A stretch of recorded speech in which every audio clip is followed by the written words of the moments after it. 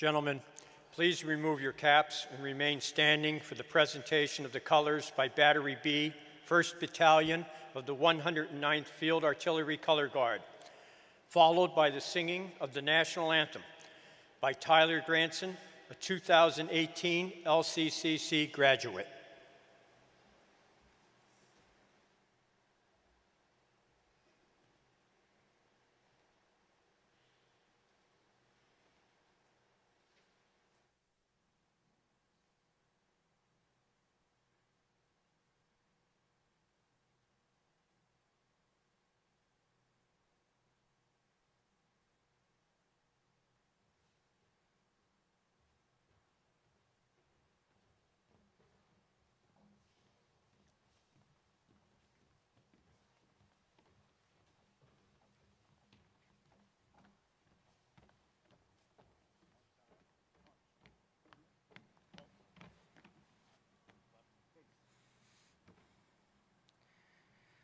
Oh, say, can you see by the dawn's early light what so proudly we hailed at the twilight's last gleaming, whose broad stripes and bright stars through the perilous fight o'er the ramparts we watched were so gallantly streaming, and the rockets' red glare, the bombs bursting in air, gave proof through the night that our flag was still there. Oh, say, does that star-spangled banner yet wave o'er the land of the free and the home of the brave?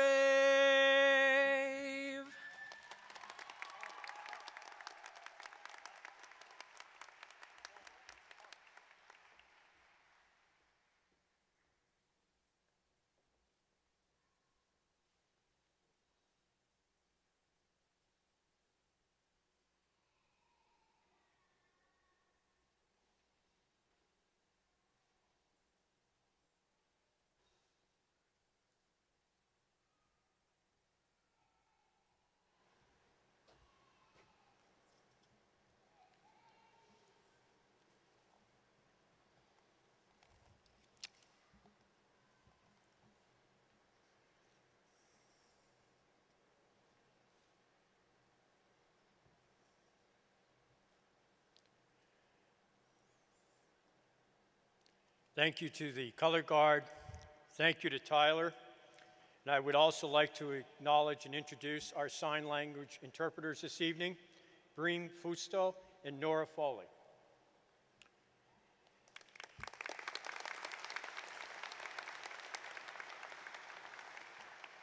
Please be seated.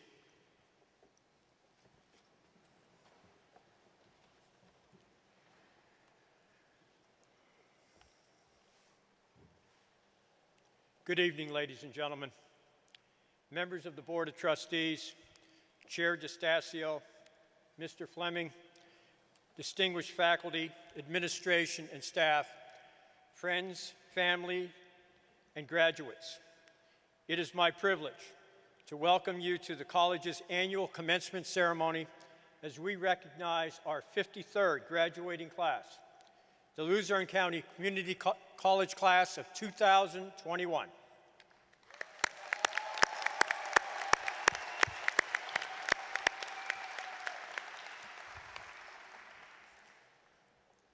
It is so wonderful for us to be together to celebrate the graduating class of 2021.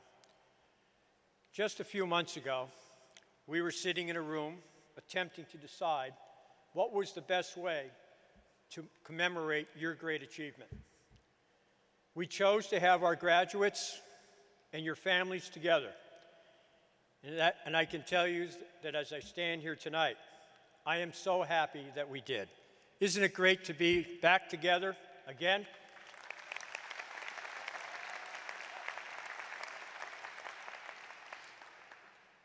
When we think of graduation, so many words come to mind on how to describe the journey and ultimately the accomplishment. I realize that we are all trying to move past the last 14 months. But we must recognize that you have faced the most challenging circumstances, and your determination and persistence are true qualities that will prepare you for your future. We learn so much about ourselves during time of adversity. The most obvious illustration of your accomplishment is the degree, the certificate, and the diploma that you have earned. But in addition to this lifelong credential is the experience you have with those around you. We have heard the word hero, and we certainly express our gratitude to those who have placed themselves in harm's way in order to care for others. I believe that you have the qualities that were reinforced during these most stressful times. I have been truly inspired by the stories that I have discovered of you lending a hand of support, acts of kindness, and the extraordinary effort to comfort and provide encouragement to each other. These qualities will serve you very well in your future. As Martin Luther King Jr. said, and I quote, "We must remember that intelligence is not enough. Intelligence plus character, that is the goal of a true education," end quote. So you have arrived at this very special day in your life, and just look around you. The faculty and the staff, your family and friends are all very proud of you. You should also be very proud of your achievement, this important milestone in your life. Please be generous with yourself. Take some time to savor the moment. Reflect on what you have done. Think back to all the memories and all the friends that you have made, and you will have a very promising future. Congratulations. Thank you.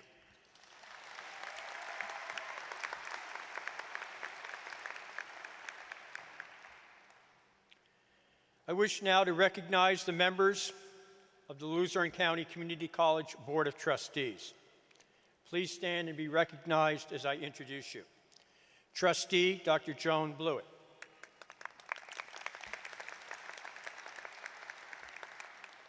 Trustee Mayor George Brown.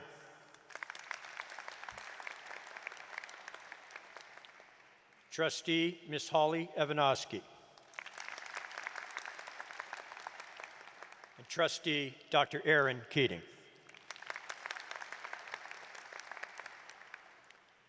And finally, it is a pleasure for me to introduce our next speaker, the Chair of the Luzerne County Community College Board of Trustees, Ms. Lynn DeStasio.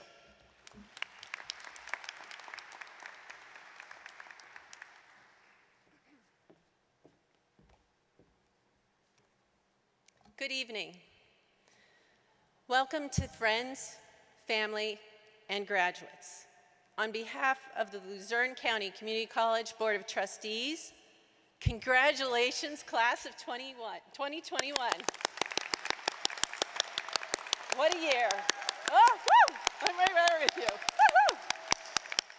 We are so proud of each and every one of you. Proud of your accomplishments and your dedication to pursuing your dreams. You are our leaders of tomorrow. Graduates, as we all know, this year was filled with great challenge. And I'd like to take a few moments to extend thanks and gratitude to the people who have helped make tonight possible. First, to the Luzerne County Community College community. President Tom Leary, thank you for your leadership, dedication, and commitment to our faculty, staff, and students. This year was filled with continued obstacles, but you always kept your focus, students and their success. Thank you.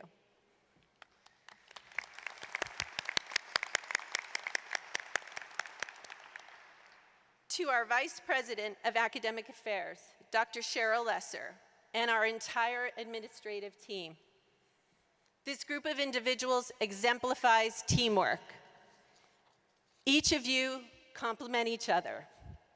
Your creativity and your persistence in working through difficult problems afforded our college the ability to maintain and stay on track towards our mission of excellence. Thank you all.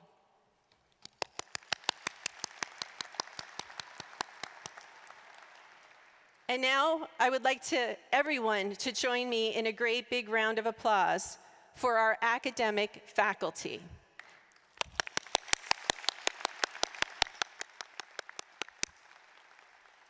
This group of outstanding professionals always kept one focus, a focus on the commitment to advancing knowledge.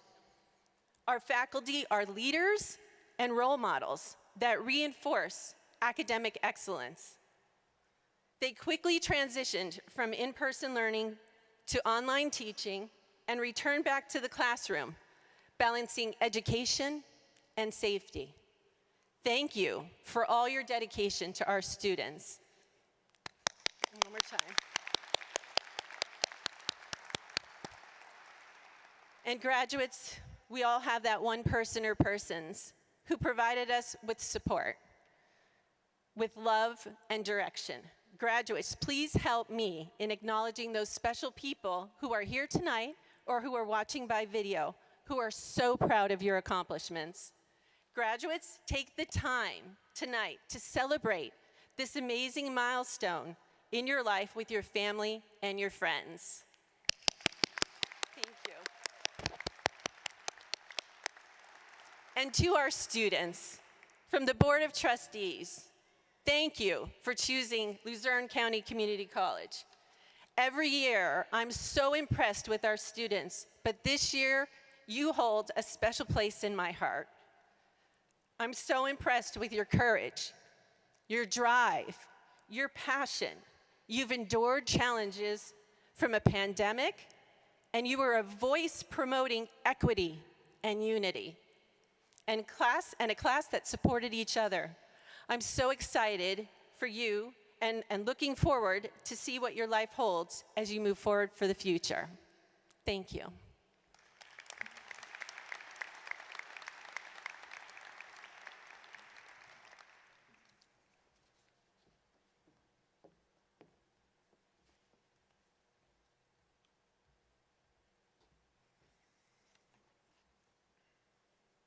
We're here tonight to celebrate our graduate success. And many members, as Chair DeStasio mentioned, many members of our college family support our graduates through their education and help them to successfully achieve their academic goals. We want to thank the Board of Trustees for your support and guidance throughout the year. Thank you also to the members of our college's administration and support staff for your contribution towards our graduate success. And of special importance to our graduates, I would like to ask the members of the Luzerne County Community College faculty to please rise so that everyone here, including and especially the graduates, may express our appreciation to you. Ladies and gentlemen, the Luzerne County Community College faculty.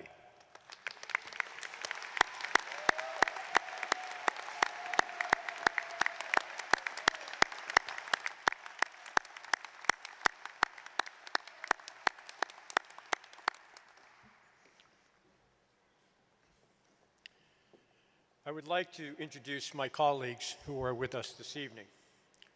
First, the Vice President of Academic Affairs, Dr. Cheryl Lesser.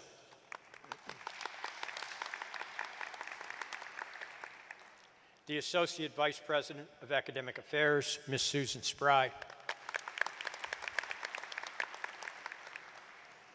The Vice President of Finance, Ms. Cheryl Bauer. The Vice President of Operations, Mr. Donald Nelson.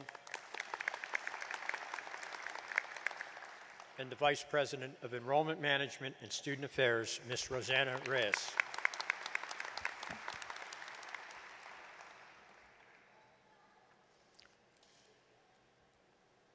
And now I would like to introduce the President of the Luzerne County Community College Association of Higher Education, Assistant Professor of Student Support Services, who will introduce our principal speaker.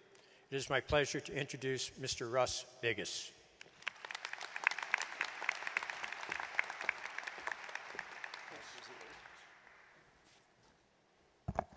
Thank you, President Leary. Good evening, everyone. I am truly humbled and honored to stand before you today. And class, please see that I am here as a representative of the faculty, your teachers, the teachers that are on each side of you tonight, on this truly most exciting and joyful day. Your teachers were happy to provide yet another educational piece in your lifelong journey of learning. We share much joy in having taught you and are extremely proud of you. We wish you happiness and success and truly hope that you understand the value and importance of this education. So congratulations, graduates. Congratulations, parents and grandparents.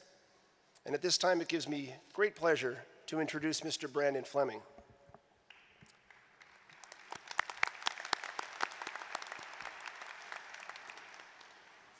Mr. Fleming's story of success, struggle, and service has inspired millions around the world. An at-risk youth and college dropout turned award-winning educator, Mr. Fleming is assistant debate coach at Harvard University and founder CEO of the Harvard Diversity Project. He was recruited to join the Harvard debate faculty at the age of 26. Harvard later approved Fleming's proposal to establish a new department within the university system called the Harvard Diversity Project, an unprecedented pipeline program that the Harvard Debate Council adopted as its subsidiary. Fleming now leads an executive staff and board that has raised $1 million to enroll more than 100 students of color into Harvard's International Summer Debate Residency on full scholarship. Fleming recruits underserved youth with no prior debate experience, who he then trains to compete against hundreds of elite debaters from more than 25 different countries around the world. For 3 consecutive years since the program's inception in 2017, every cohort trained by Fleming has won the international competition, with one group achieving an unprecedented, undefeated record as global champions. News of the achievement instantly went viral and broke national headlines, being featured on CNN, ESPN, Good Morning America, and many other news outlets. The organization has gained the financial backing of Fortune 100 companies, such as the Coca-Cola Company, UPS, Chick-fil-A, and many others. Mr. Fleming has established a groundbreaking organization that is pipelining Black youth into Ivy League and elite colleges and universities. His students have now matriculated to Harvard, Yale, Stanford, and other higher education institutions on full scholarships. Fleming's story, erudition, and achievements have enabled him to use his voice to inspire and impact lives in places ranging from federal prisons to global platforms such as the United Nations General Assembly. At the age of 29, he was named to the Forbes 30 Under 30 list. Thank you for joining us, Mr. Fleming, and welcome.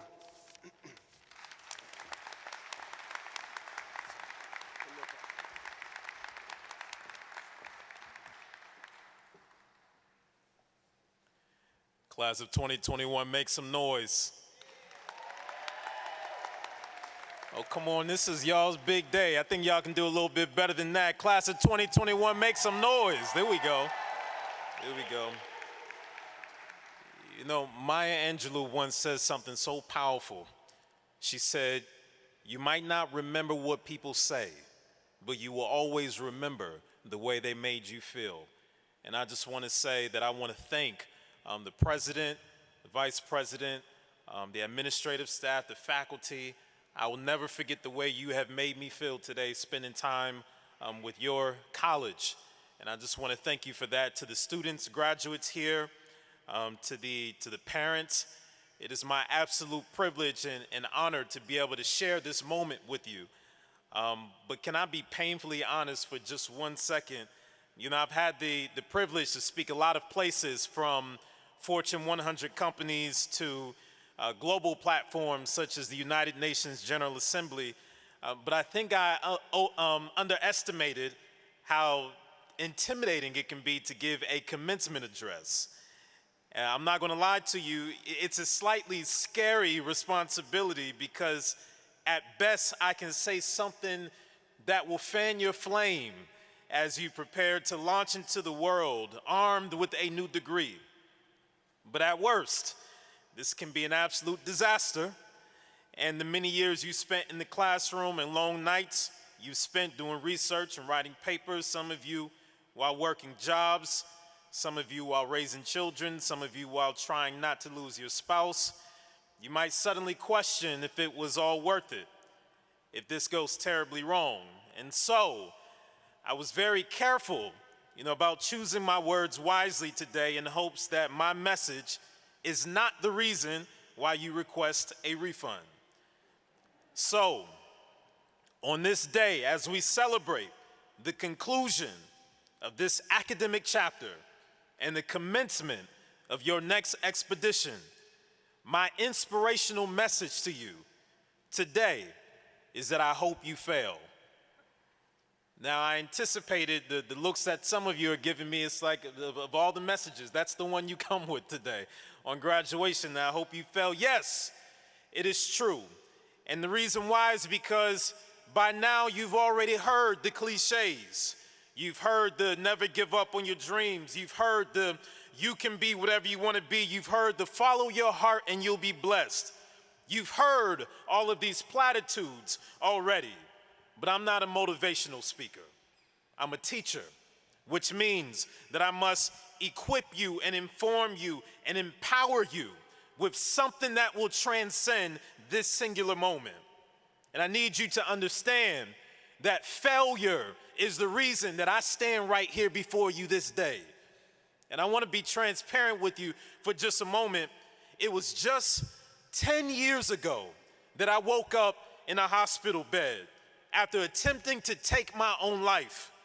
I woke up staring at the ceiling with tubes attached to my arms and a stream of tears rolling down the contours of my face and the faint beeping of a monitor reminding me that I had been given a second chance that I did not want. Perhaps some of you have never been so encumbered by despair. Perhaps some of you have never fallen so low into the depths of failure and made your bed at the bottom where it feels like the coldest crypt or the hottest of hells. Some people lose themselves there, but then there are others whose passion is birthed in a moment of pain.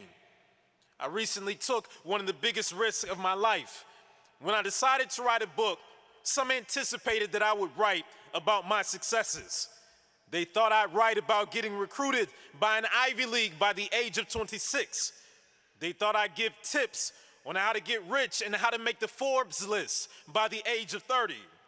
Yes, I have been privileged to do those things. Except, to be clear, I am not rich. However, I did come today with a very special surprise for you.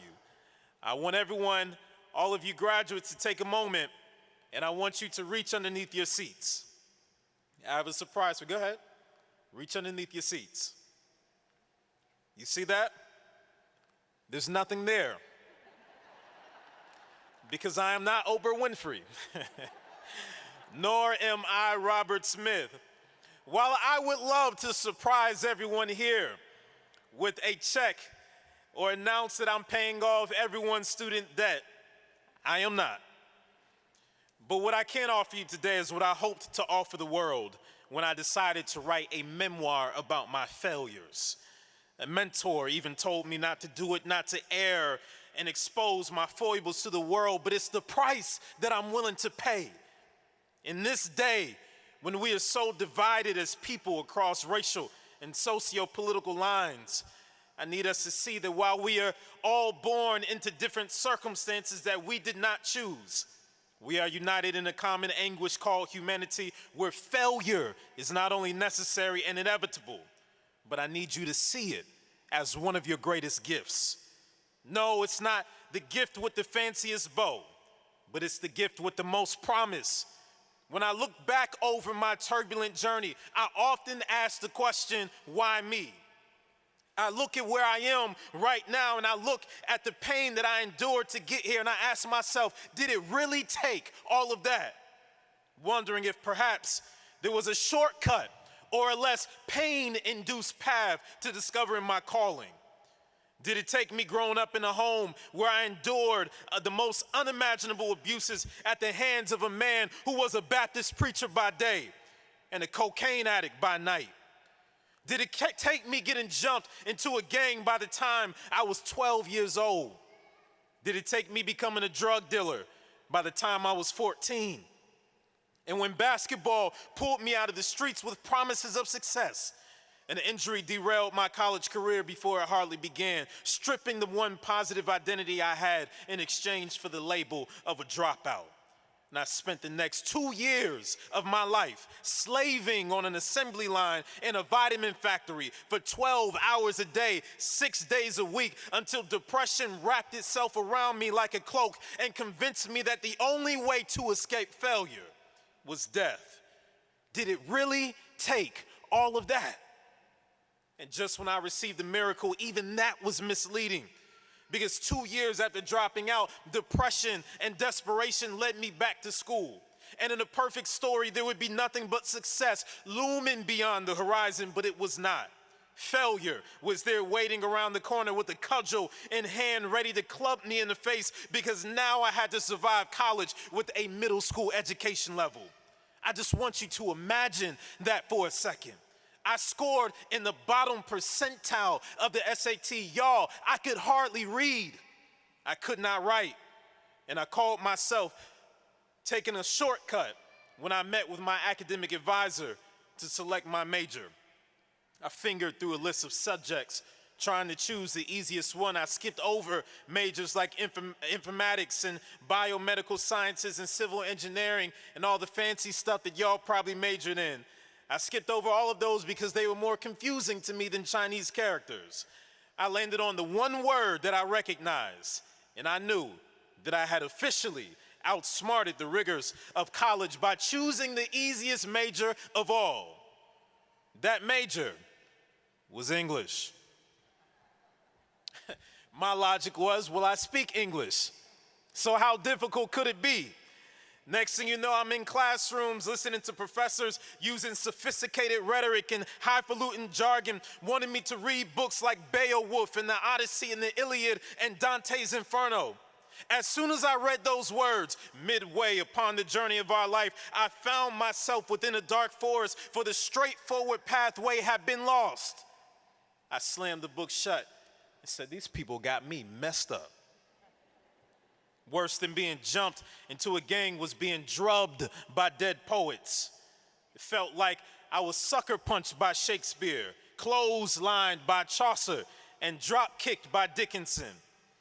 Worse than a black eye from street fights, I was left with a bruised sense of self for trying to be something that I simply was not. In class, I was too afraid to speak, so I sat still in my own silence, which made me invisible. This is why I tell my students that silence is not an option. And I say the same thing to you today. Silence is not an option, because in every space that you enter, I need you to understand that it is your voice that declares your presence. Because where a man or a woman has no voice, they do not exist.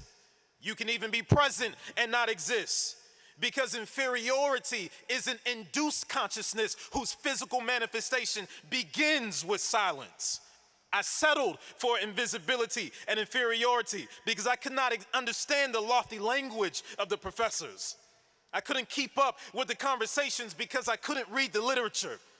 And the few times when my name was called to join the conversations, my peers laughed at me and they mocked me as I attempted to formulate words and fumbled miserably. I was sick of being mocked. I was sick of going home to my dorm room every single night, feeling like the dumb black kid who fulfilled every stereotype imaginable. And I sulked in that pain, asking that same question, why me? Looking at all the smart and privileged kids, wondering why I couldn't have the same. But I want to tell you about one moment that changed my life forever. And this is the lesson that I want to leave you with today. I need you to get this. One of my essays one day was flagged by a professor. She noticed that I plagiarized because I stole it from JSTOR. Like, who does that, right? Who steals a peer-reviewed essay from a research portal, slaps their name on it, turns it in, expecting not to get caught? This guy, that's who. It was a total blunder, to say the least. But it was a defining moment of failure that changed the entire trajectory of my life. My professor called me into her office saying that we needed to talk. I sat across from her as she pulled my essay out of her bag. The paper was bloodied in red ink, and she slid it across the table, and she looked at me and she asked politely. She said, "Brandon, did you write this?" Hoping that I would tell the truth. Completely unaware and unapologetic, my response was, "Of course I wrote it." But it was what she did next that completely rocked my world. She did not scold me. She did not interrogate me. She did not even reveal that she knew the truth. As my lie lingered in the air between us, unattended, she placed her hand back on the paper and she slid it to the side. Then she leaned in and she said, "Tell me more about you. I want to know more about you." She asked about my background. She asked about my family. She asked about my struggles. She asked about my aspirations. And she even became vulnerable with me. She shared with me about her upbringing. She shared with me about her family. She shared with me about her battle with cancer. She shared how she was recovering from surgery. And suddenly a wall that seemed to previously be impervious and impenetrable has started to come down. But why is that? The wall that was my disdain for teachers, the wall that was my contempt for school, the wall that represented a heart that was so stone cold and unable to be reached by anyone no matter how much they tried. How is it that she was able to do for me what nobody else could? It's because after we exchanged stories and laughs and shed tears, she reached her hand across the desk and she placed her hand on top of mine. And she looked at me and she said, "Brandon, I need you to know that here you are safe." And the compassion in her eyes confirmed that she was telling the truth. So when she looked at me and asked once more, "Brandon, did you write this?" it was as if the dam of mistrust had broken and vulnerability poured out. And I looked at her and said, "No, I didn't write it." And I decided to tell her the truth. And the truth was that I wasn't nobody's scholar. The truth was that I was nothing but an imposter intruding in a world in which I did not belong. The truth is that I was just a reformed gangster and an ex-drug dealer and a recovering suicide survivor who had no business trying to read books and write papers and pretend that I could be an academic. So I said, "Who am I kidding?"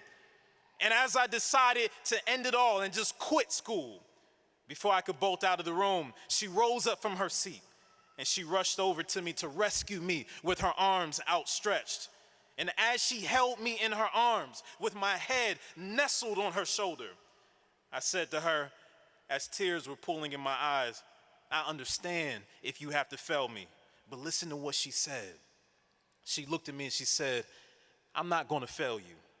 She said, "We are going to redo it." I was confused because I didn't understand what she meant by "we." You know, it would have been an act of grace if she would have simply said, "You could redo it." But instead she said, "We are going to redo it." What does this mean? It means that this woman did not look at my insufficiencies and my insecurities and my inadequacies and leave me to fend for myself. No, this woman, when she saw me in the dark pits of despair, she was willing to reach down and climb down and crawl down and struggle with me until I figured it out and until she could pull me out of that space. How did she do that?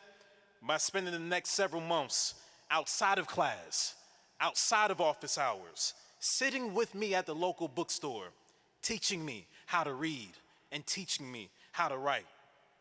Here's what I need you to understand today.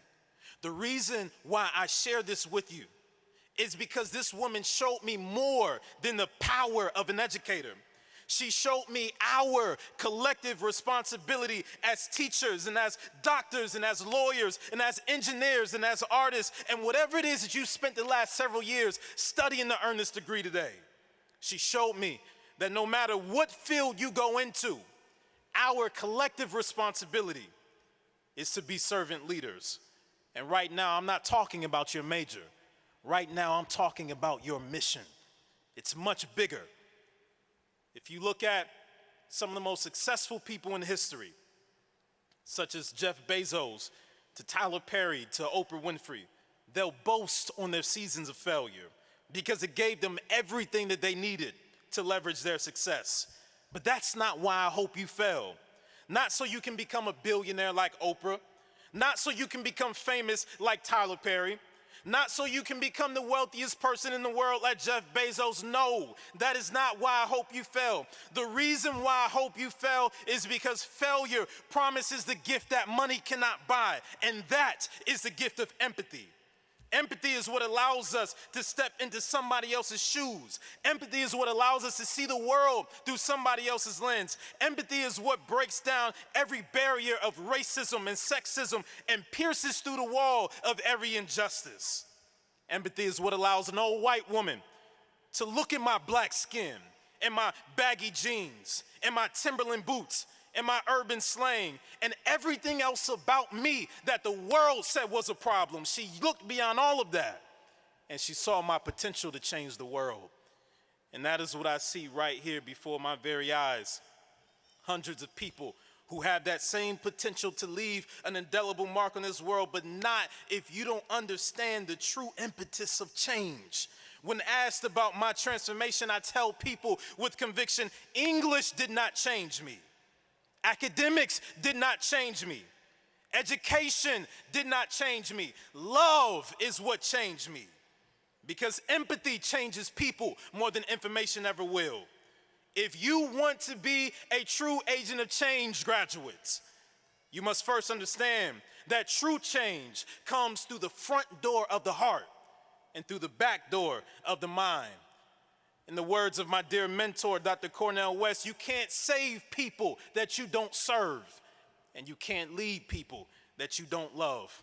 And so, class of 2021, as we celebrate your commencement and send you into the world, I came here today to tell you that I hope you fail. I hope you fail in all of the right places, because when you do, the greatest teacher will be there to catch you in their arms, and you'll never forget that moment, because it'll teach you about your responsibility to the world. I want to leave you with this last thought.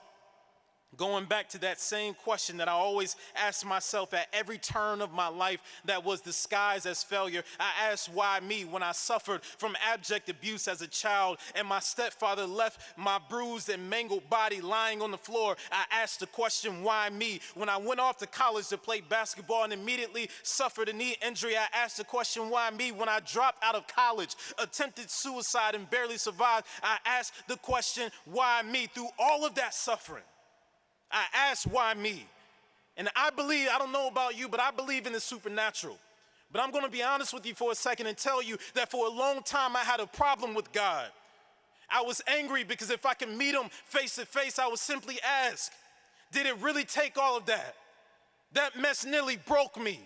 And in times it nearly killed me. And I just want to know, did it really take all of that? Then finally, I got my answer. When I made it to Harvard, a place that looked nothing like what my life seemed to be qualified for. And that is when I learned something that I need you to understand today. And that is, God doesn't call those who are qualified, but he qualifies those whom he calls.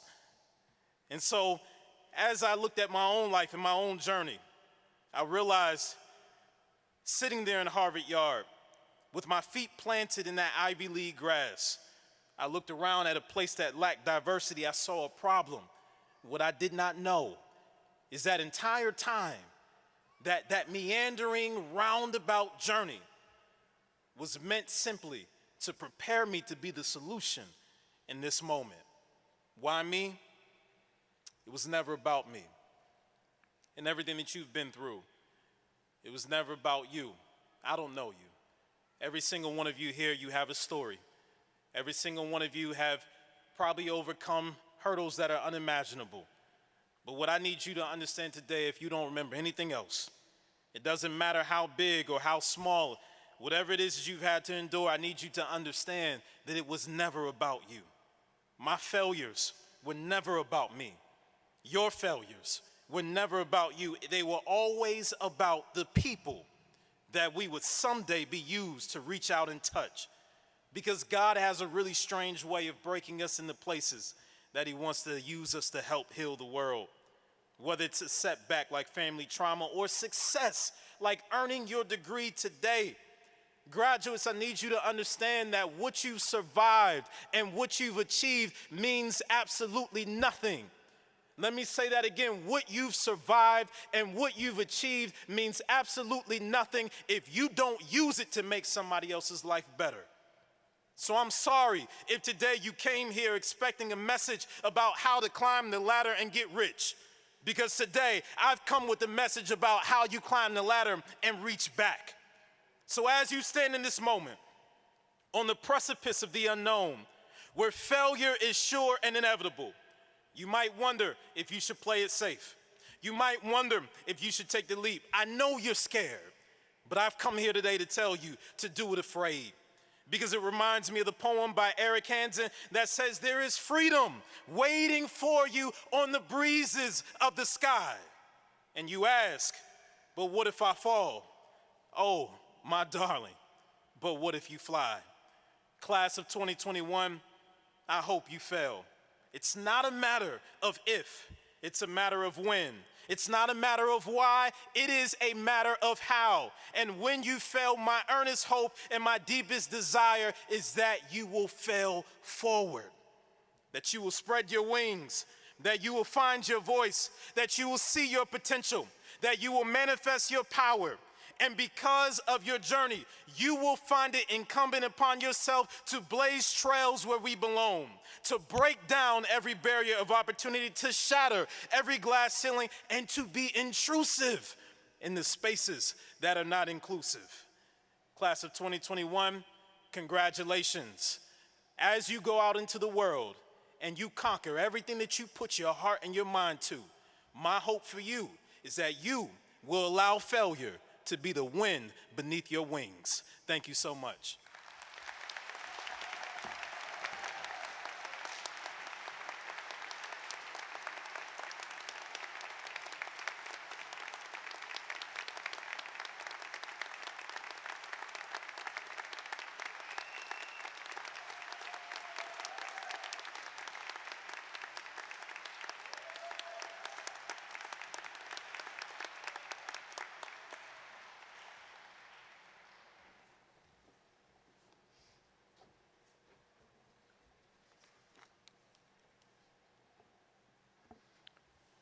Mr. Fleming, I must say that a number of us have listened to you 3 times today.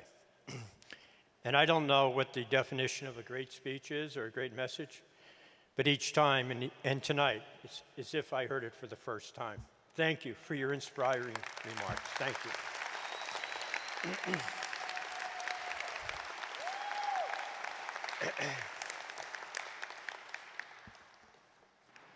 Each year, the college selects an outstanding graduate to represent the class. Timothy Michalczyk is a summa cum laude graduate and is graduating today with an associate's degree in computer information systems. Timothy's future plans after graduating from college are to pursue a career in the IT field and to continue fulfilling his personal goals. It is my pleasure at this time to introduce Mr. Michalczyk.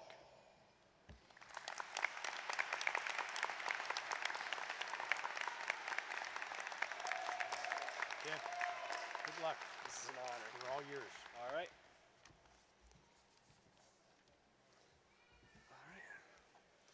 In my time at Luzerne County Community College, I have focused on trying to build on 3 incredibly important values to achieve my success, both academically and in life. These 3 values are adaptability, perseverance, and teamwork. These 3 values have been the core fundamentals for accomplishing my goals and have allowed myself to endure the remarkably difficult yet exceptionally rewarding experience I have undergone at the college.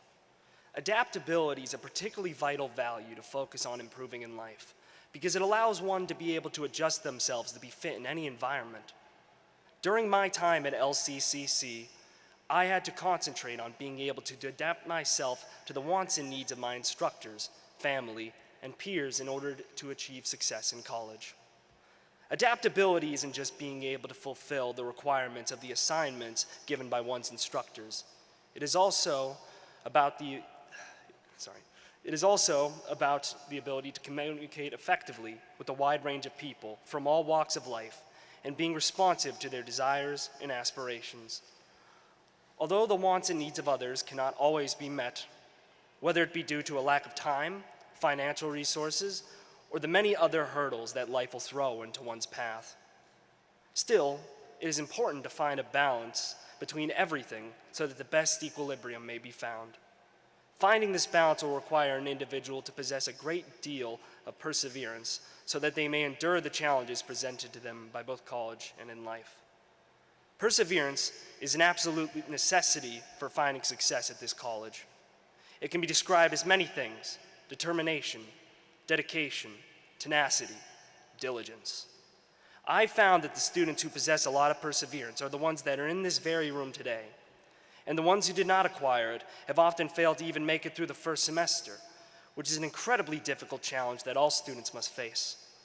Being able to persevere and survive through all the hardships that are thrown into one's path is completely essential to make it through to the end of the college experience. These hardships can come unexpectedly and on a great scale from any angle, whether it be from the global pandemic, financial burdens, family problems, health issues, or any other multitude of matters that can happen. One cannot go alone on this difficult path. And for this reason, it is crucial that one must network and ask for the help of others when needed. My final value to talk about today is teamwork. College cannot be done alone. It is a necessity to consistently communicate with one's instructors and peers to receive help and a better understanding of the material that is covered in the classes that are taught. Teamwork is far more than just working in groups. It is the interaction amongst others to work toward a goal. I have been lucky to be surrounded by a group of fantastic students and instructors at this college who have helped me power through and persevere in all of my courses. Some of these instructors that I'd like to mention today, whom I found to be impactful in my experience at this college, are Earl Widener, David Stout, Ivana Prodnitz, and Jan Conway. I would also like to mention my mother and father, who have provided their endless love and support for me and who have pushed me to succeed. These instructors and people have been helpful to me for a multitude of reasons, but I wanted to mention them today because they have also given me a great deal of advice in life, which I have used to further propel my success at LCCC so that I may prosper. In conclusion, my time at this college has helped to strengthen me and turn myself into something greater. Through adopting and reinforcing the values of adaptability, perseverance, and teamwork, I have found great success, and it is my goal to keep these values as a core fundamental of my life so that I may continue on after college to be the best person that I can be.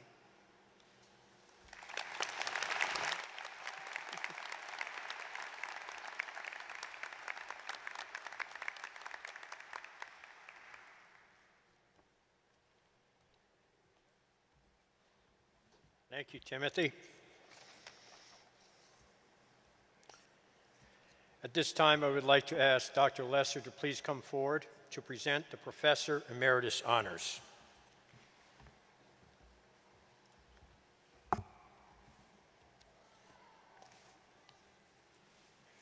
It is both a pleasure and an honor to introduce Luzerne County Community College's newest Professor Emeritus. The honor of Professor Emeritus is conferred by the college upon faculty members who have served with distinction throughout their career and who continue to serve as ambassadors. 2 faculty have received this honor this year: Mark Rakowski, who could not be with us today. However, it is our good fortune that Mrs. Mary Sylvantis Knaus is here to accept this honor. Mrs. Knaus exhibits the qualities of Professor Emeritus and has had a career focused on student success, as the following details will demonstrate. Mrs. Knaus began her career in 1976 as the first grant-funded counselor to help first-generation and academically disadvantaged students. She was a coordinator for program counselors. She was a liaison as well as counselor for the Keystone Job Corps and later the Red Rock Job Corps, and also for the Job Training Partnership Act. Mrs. Knaus was also the college's liaison for the students who lost their jobs due to foreign imports after NAFTA was passed. Later on, Mrs. Knaus focused on students in general studies and transfer programs, chairing the Articulation Committee at this time. Throughout her career, Mrs. Knaus ensured the college's ability to meet all requirements of grant-funded programs, as well as enhancing processes that allowed Luzerne to accomplish its mission. She served on so many committees and participated in a quantity of seminars and conferences to enrich her knowledge and support the college's priorities. For all these reasons, I am proud, on behalf of the Luzerne County Community College, to confer upon you the rank of Professor Emeritus, with all the rights and duties pertaining thereto. Please join me in congratulating Mrs. Mary Sylvantis Knaus.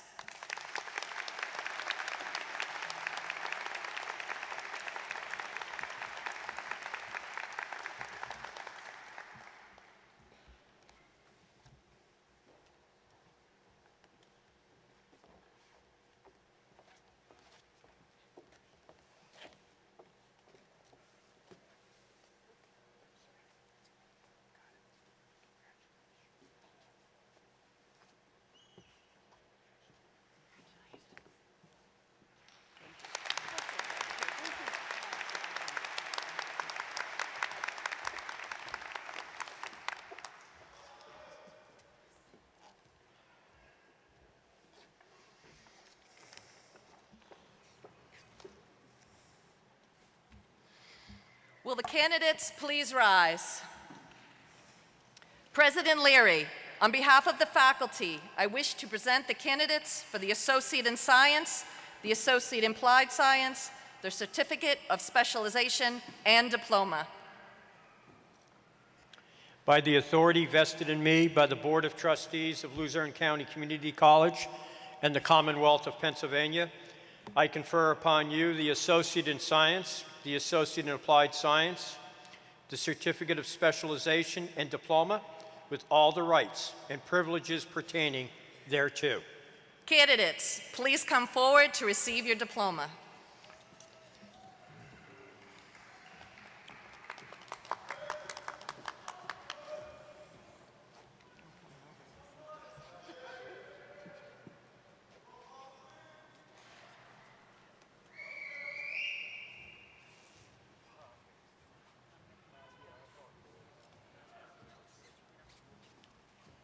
Graduates, if you feel comfortable, we have been given permission for you to take off your mask when you're crossing the stage to receive your diploma in order to have a photo taken. Thank you. Mohammed Tariq Abuhawa.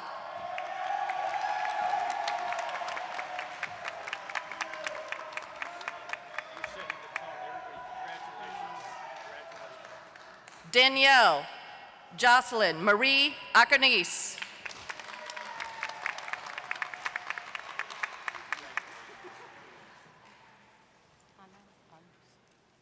Anas Alus.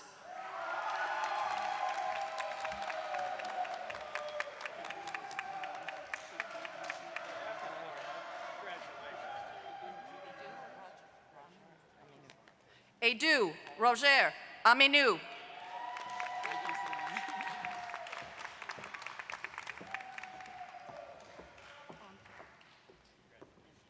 Jeffrey Brian Aponte II.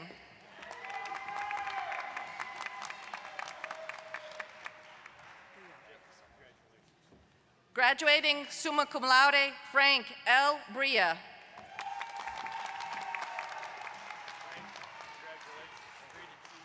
Jordan T. Cannon.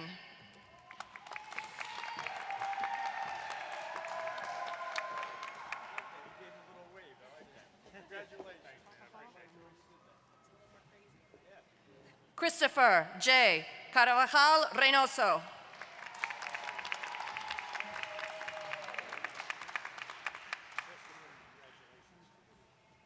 Quinn Orion Casey.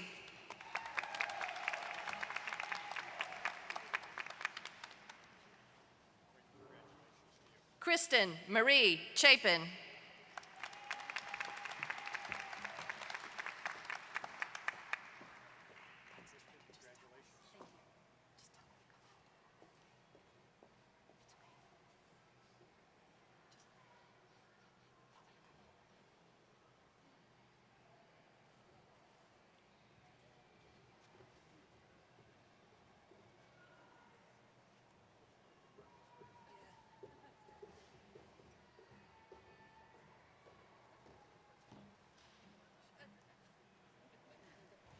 Chanel Castillo.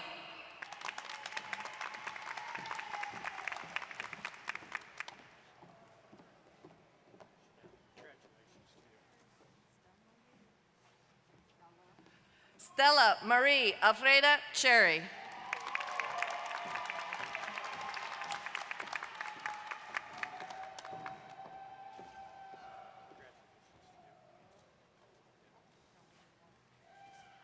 Christopher Michael Cummings.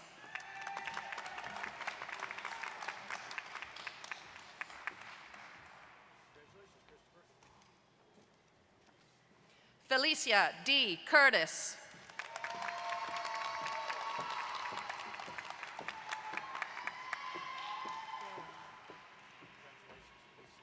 Brandon Michael Dara.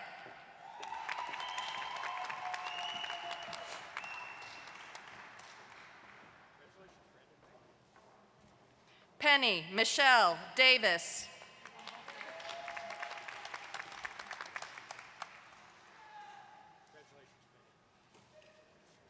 Michael Day.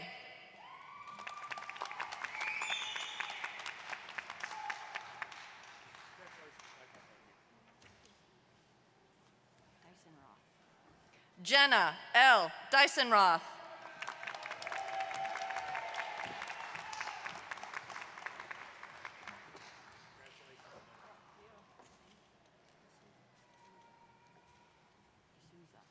Kevin Jose De Souza.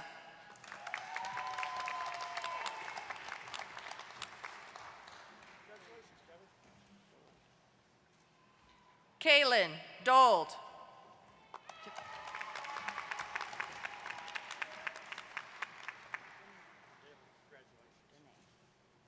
Sean James Dene.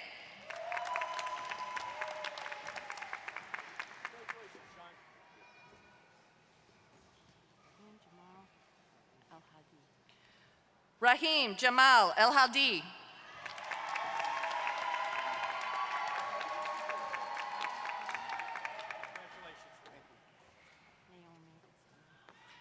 Naomi Espinal.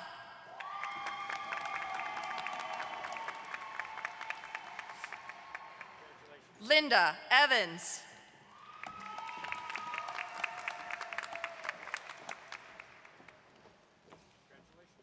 Ashley Marie Fernandez Perez.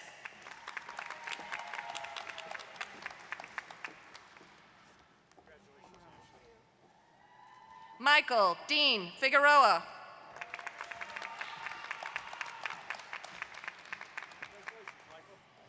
Jared W. Frank.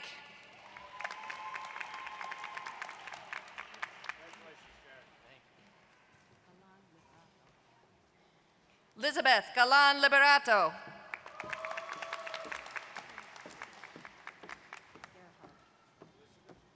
Brendan Clark Gerhardt.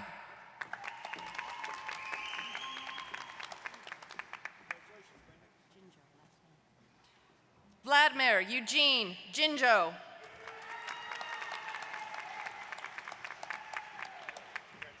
Gregory David Granville.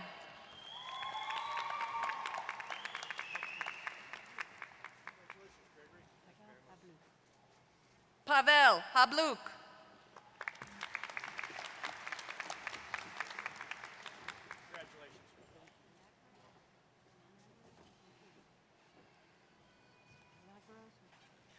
Penelope Milagros Hernandez Antigua.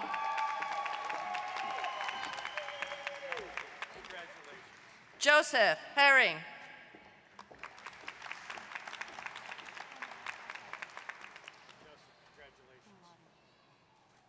Graduating cum laude, Jasmine Monique Hutchins Spellman.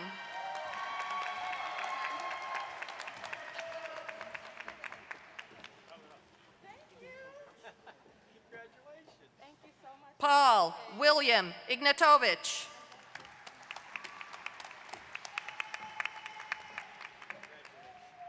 Diane Jennings Brown.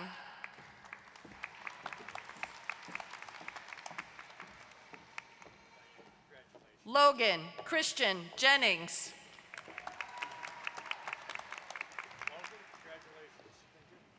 Do you just want this name? Christopher John.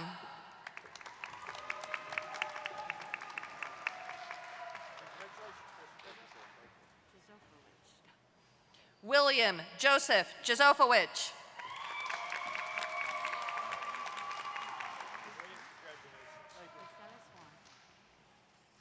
Liceles Juan.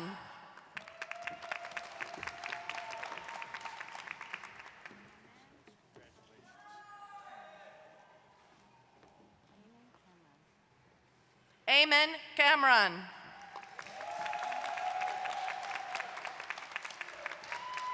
Graduating summa cum laude, Kimberly Lynn Kay.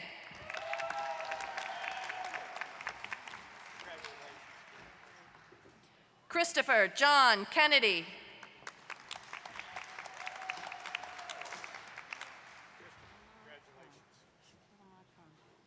Shaquille Ahmad Khan. Eric Paul Class.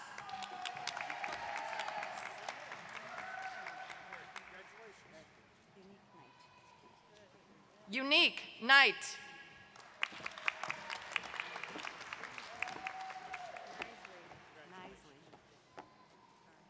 Jonathan Nisley.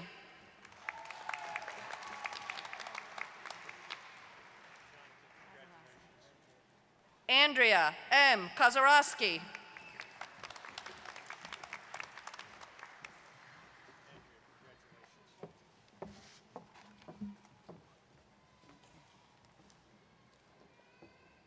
Daniel Lockwood.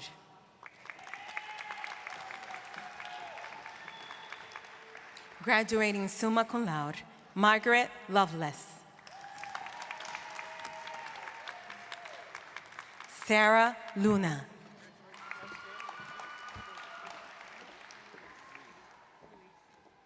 Luis Martinez.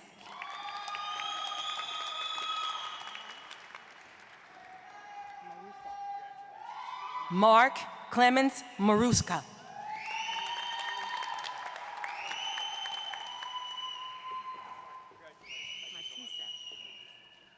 Nicole Marie Matiksak.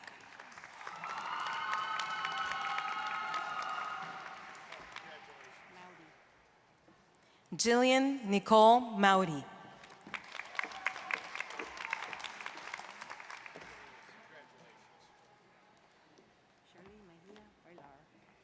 Shirley Mejias Villar.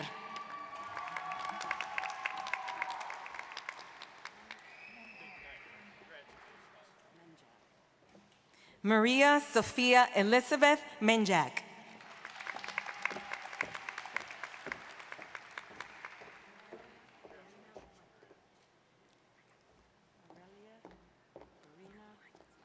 Aurelia Dorina Michaels.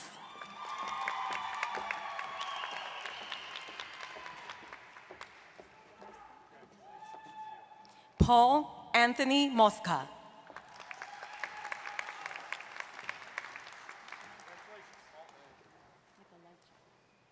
Timothy Mikolajczak.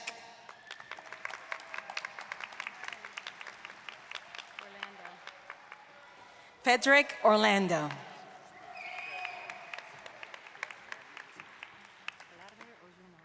Vladimir Osuna.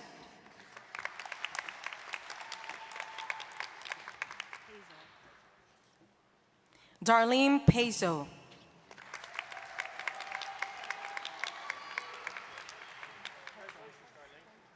Daniel Robert Petchel.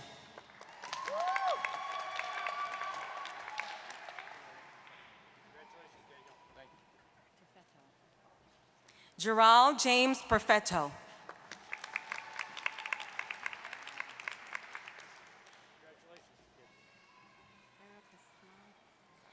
Jaido Quesada.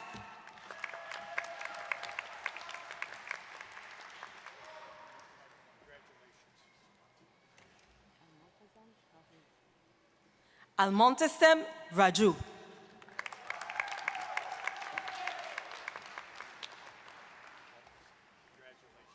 Edward Michael Rees.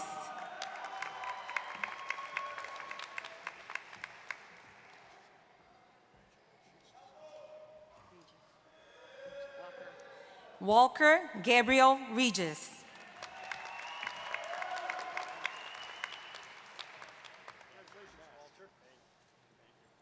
Miguel A. Rivera, Jr.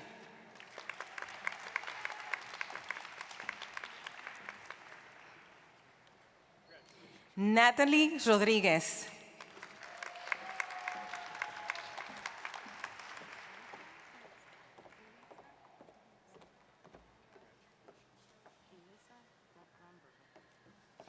Elisa Rumberger.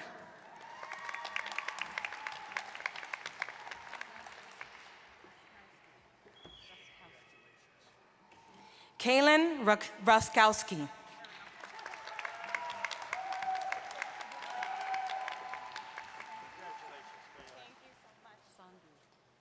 Sylvia Sandu.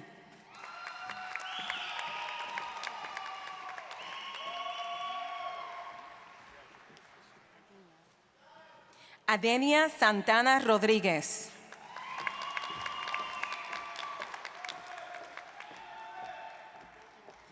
Marianne Santos.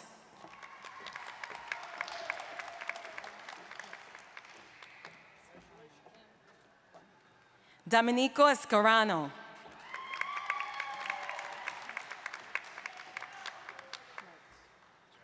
Nicole Lynn Schmaltz.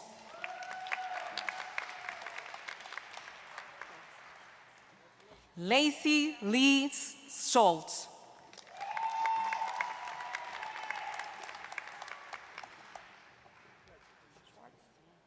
Peyton James Schwartz.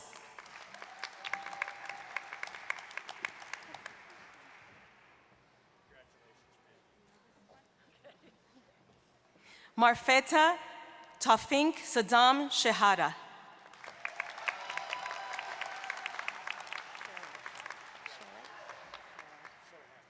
Olivia Paynton Sherrick.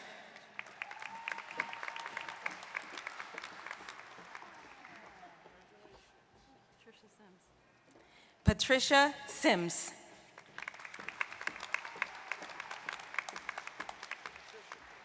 Jennifer Ann Sims.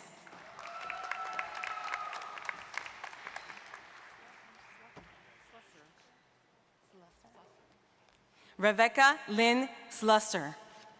Congratulations.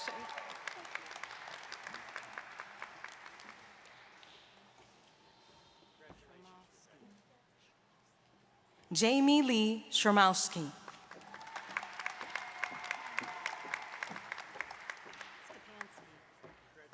Audrey Joan Stepansky.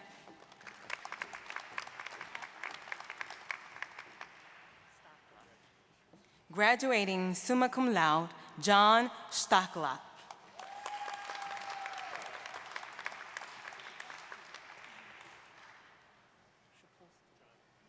Cassandra Shapolsky.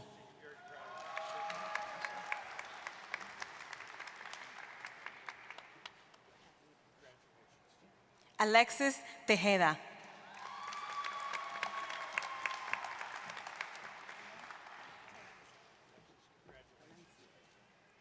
Elizabeth M. Talencio.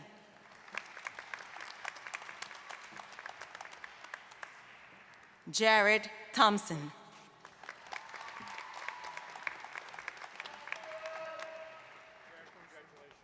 Michael Toporser.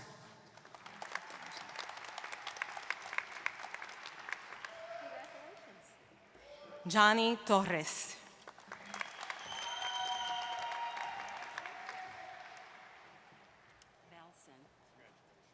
Jessica Valsen, graduating summa cum laude.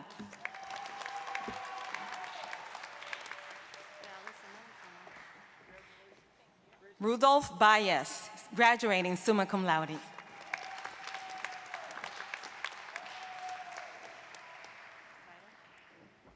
Sarah Vital.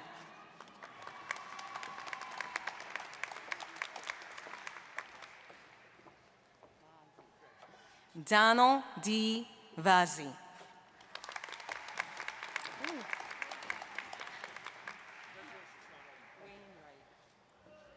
Courtney Wainwright.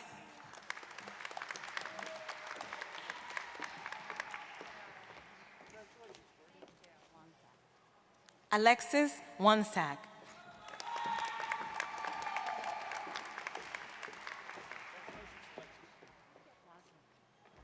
Caleb Lawrence Waslick.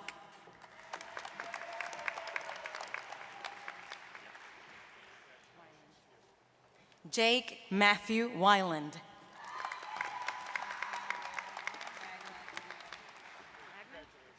Roxanne Ware, magna cum laude.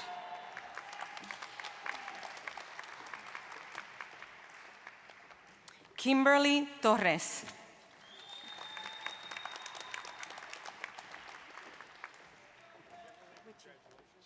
Noel Witchy.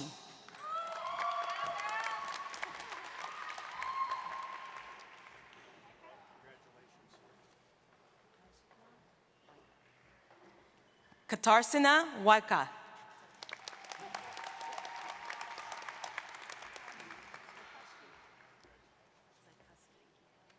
Tyler James Sikoski.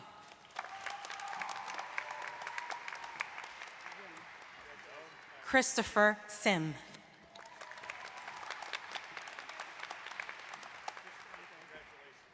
Andre Long.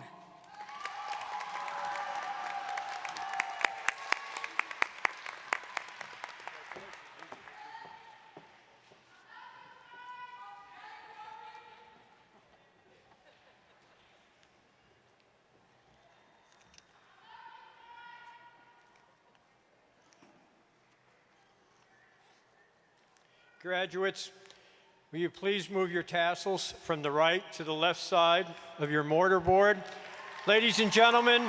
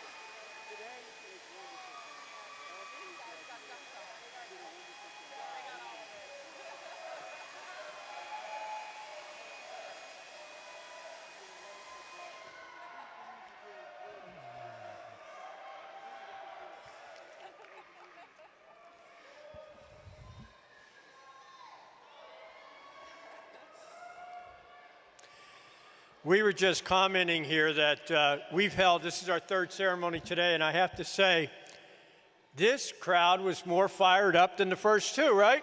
You guys should be very proud of this. You guys.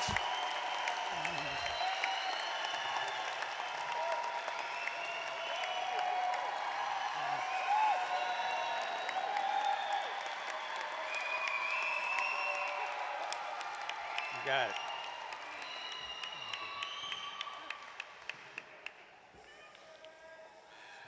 Before we leave this evening, I would like to express our gratitude to the Battery B 1st Battalion of the 109th Field Artillery Color Guard, to Tyler Granson for his fine performance, Mr. Fleming and Mr. McCulloch, Mr. Biggis,